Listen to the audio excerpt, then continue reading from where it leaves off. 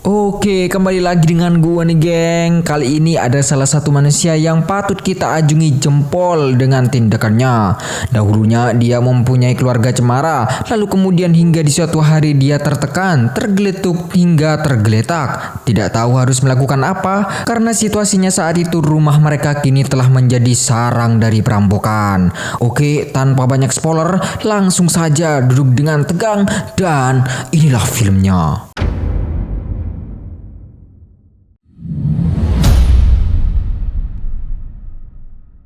Film dibuka tentang kriminal di kota Chicago melonjak tajam secara signifikan dalam beberapa tahun terakhir, seperti pembunuhan, perampokan, pemerkosaan, dan berbagai macam tindakan kriminal lainnya. Hal itu membuat semua warga Chicago mulai dilanda kecemasan dan ketakutan setiap harinya. Hampir setiap rumah sakit kini dipenuhi dengan pasien baru yang mengalami luka tembak, yang luka-lukanya sangat parah, bahkan berujung dengan kematian.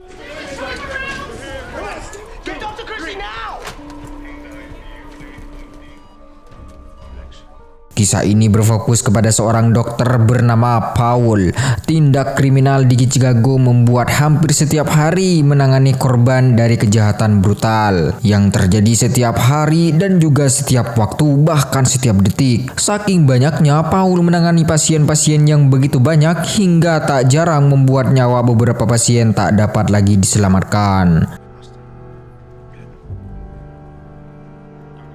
Beberapa hari kemudian, di sebuah rumah lokasinya jauh dari lokasi tindakan kriminalitas, Paul tinggal bersama keluarga kecilnya. Ia hidup tenang dan bahagia bersama istri bernama Lucy dan anak gadis semata wayang mereka bernama Jordan. Memiliki kehidupan yang sejahtera, baik ekonomi maupun kehidupan secara finansial, yang membuat Paul dan keluarganya tak pernah merasa efek atau dampak dari kejahatan yang terjadi.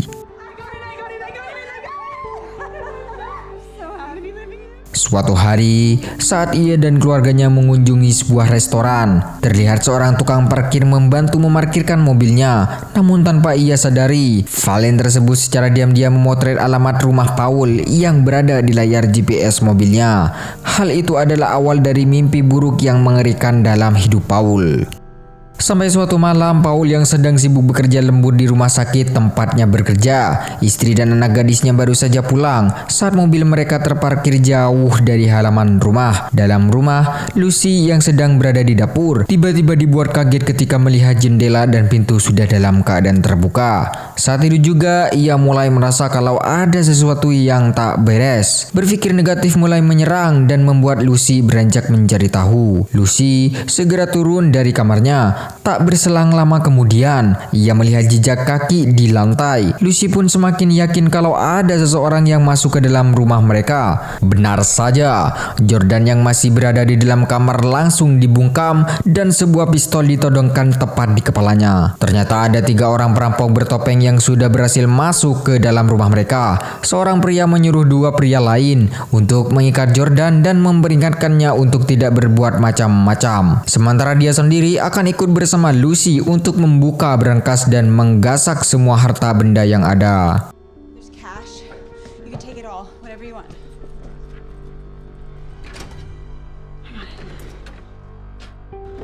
Saat Lucy memberikan semua hartanya, di lantai bawah terlihat pria tersebut justru malah memainkan pistolnya di paha Jordan. Beruntung pria yang satunya lagi mengancam tindakan tersebut, hingga terjadilah pertengkaran di antara mereka berdua. Kesempatan itu pun dimanfaatkan oleh Jordan untuk mengambil pisau dan mencoba melawan mereka. Namun apalah daya, saat si perampok yang satunya lagi datang, istri Paul dan anak gadisnya ditembak saat itu juga.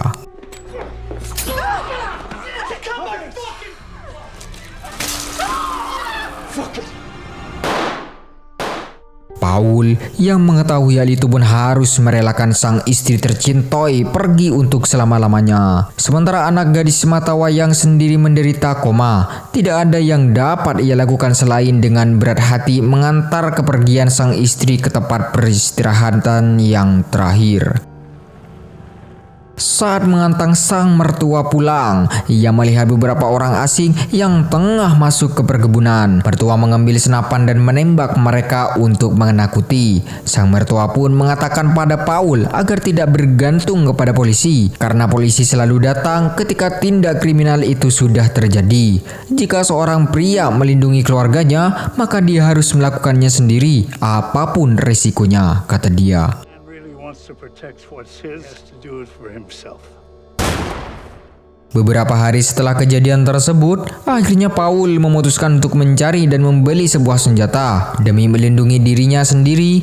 Namun ternyata harus diperlukan izin resmi dan harus mengikuti prosedur untuk memiliki sebuah senjata. Akhirnya Paul memutuskan untuk pulang dan berencana mengurus surat izin resmi itu untuk mendapatkan senjata nantinya. Suatu hari saat dirinya sedang menangani pelaku kejahatan yang terluka, tak sengaja pistol yang berada di saku belakang celananya pun terjatuh. Paul diam-diam mengambil pistol tersebut. Dari situ, Paul mulai belajar cara menggunakan pistol itu secara otodidak dari sebuah video tutorial menggunakan senjata api.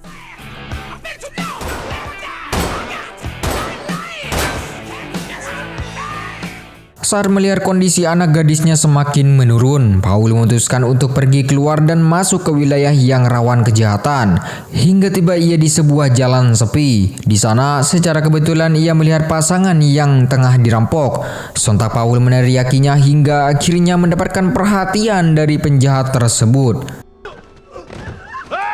Saat mobil melaju ke arahnya, Paul menembak mereka beberapa kali hingga mobil itu kehilangan keseimbangan dan menabrak tiang lampu jalan. Paul pun sempat terluka di tangannya. Tentu saja, hal itu adalah pertama kalinya ia menggunakan senjata. Di sisi lain, seorang wanita yang tengah mengabadikan momen tersebut. Diaman itu menjadi awal di mana aksi yang dilakukan Paul akhirnya menjadi viral. Saat salah satu seorang pejabat keluar dan akan menghampiri Paul, namun tangan kanan yang terluka sedikit menyulitkan Paul. Akhirnya dengan terpaksa, ia mencoba menggunakan tangan kirinya untuk menembak penjahat itu hingga tewas.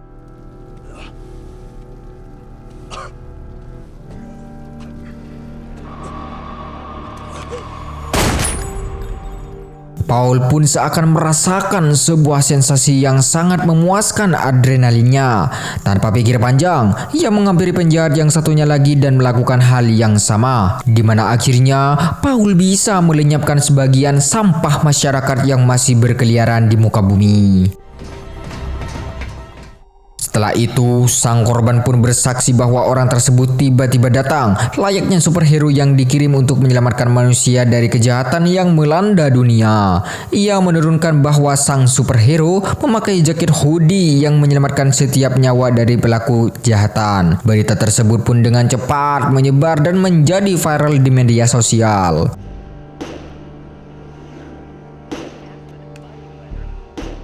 Hingga suatu hari saat Paul menangani seorang pasien yang masih anak-anak, ia melihat bahwa anak tersebut tertembak di bagian kaki. Saat ditanya, si anak pun menjawab bahwa hal itu dilakukan oleh seorang pria berkulit hitam yang suka menjual es krim di wilayahnya. Pria tersebut sebenarnya menjual narkoboy dengan berkamuflase sebagai penjual es krim. Bermodalkan alamat si anak, Paul secara terang-terangan datang ke sana dengan keras memakai jaket hoodie-nya. Tanpa berpikir panjang, Paul menembak si pelaku tepat di hari siang bolong, geng. Insiden kedua tersebut pun kembali meresahkan. Dua orang detektif wilayah bernama Kevin dan Leonard yang sebelumnya menangani kasus Paul akhirnya menemukan sebuah fakta bahwa si pelaku adalah seorang yang sama dengan kejadian yang terjadi beberapa hari yang lalu. Di sisi lain, Paul terus melatih kemampuannya menembak di garasi rumahnya. Hingga suatu hari saat dirinya menangani pasien yang terluka, ia melihat jam tangan istrinya terpasang di lengan kiri si pasien.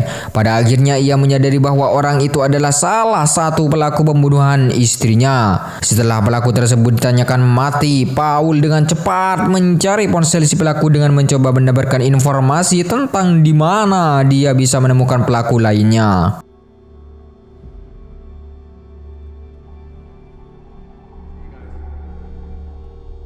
Tibalah ia di sebuah toko yang menjual barang curian. Paul akhirnya menemui misi pemburuan pelaku pembunuhan keluarganya. Ketika sang pemilik toko menyadari bahwa Paul adalah salah satu korban kejahatan teman-temannya, ia langsung menghubungi salah satu pelaku untuk datang ke sana. Ketika si pemilik toko akan mengambil senjata, Paul dengan gerakan cepat langsung menancapkan sesuatu dengan keras tepat di tangan si pemilik toko. Kemudian ia meminta si pemilik toko untuk menunjukkan di mana barang-barang miliknya yang disimpan. Paul pun akhirnya bisa mendapatkan kembali cincin miliknya. Namun tiba-tiba salah satu teman pelaku tersebut datang dan mencoba menembak Paul. Namun apesnya tembakannya salah sasaran hingga mengakibatkan si pemilik toko tewas seketika. Akhirnya terjadi baku tembak antar Paul dan si pelaku.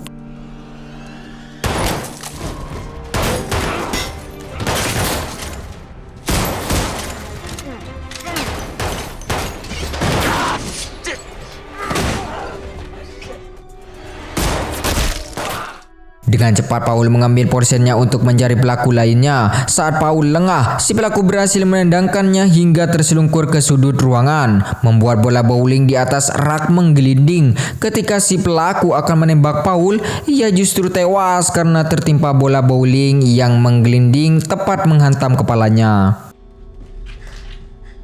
Insiden ketiga tersebut membuat pria berhoodie misterius semakin viral dan sangat terkenal di kota Chicago. Detektif Leonard dan Kevin datang berkunjung ke kantor Paul untuk memberitahukan kabar baik bahwa salah satu pelaku pembunuhan istrinya telah tewas tadi malam.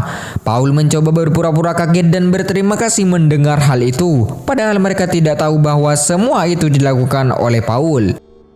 Dengan informasi yang didapat dari ponsel milik teman si pelaku, Paul mendatangi pelaku kedua, seorang mekanik bengkel. Pria itu adalah seorang yang menggesek-gesekkan pistolnya ke paha Jordan pada malam kejadian perampokan di rumahnya. Paul tidak perlu menunggu lama, ia langsung mengambil kunci Inggris dan memukul pria tersebut hingga pingsan. Saat si pelaku tersadar, ia sudah dalam keadaan terikat dengan posisi terbaring. Paul pun menyuntikkan sesuatu di bagian kaki si pelaku, kemudian menyayat kulit paha pria tersebut.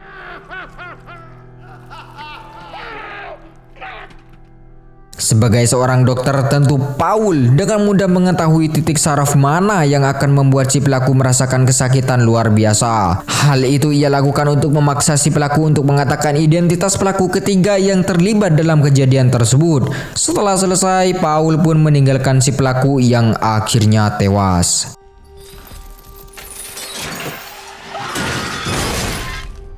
Beberapa hari kemudian, saat Paul menemui Jordan yang mulai pulih, ia tiba-tiba mendapatkan telepon dari pelaku ketiga. Pria tersebut mengancam Paul dan menyatakan akan mendatangi Paul secara langsung. Tak berselang lama, Jordan sadar dari komanya dan menyatakan sudah boleh pulang ke rumah. Disitulah Paul mulai menyusun sebuah rencana perperangan. Paul datang kembali ke toko senjata, membeli beberapa senjata api berkaliber besar. Saat tiba, Paul menyuruh anaknya untuk bersembunyi. Ia mengelabuhi pasukan si pelaku dengan menempatkan sebuah guling di tempat tidur Jordan hingga mereka mengira bahwa guling tersebut adalah Jordan yang sedang tertidur. Dengan penuh amarah dan dendam, Paul dengan mudah membantai pasukan si pelaku satu persatu di tempat tersebut. Ketika masuk ke dalam ruangan rahasia, ternyata disitulah si pelaku berada. Paul ditembak di bagian samping perutnya. Namun dengan persiapan matang, ia mengambil senjata yang sudah disiapkan di bawah meja dan langsung menembak si pelaku hingga tewas saat itu juga. Is that your little girl?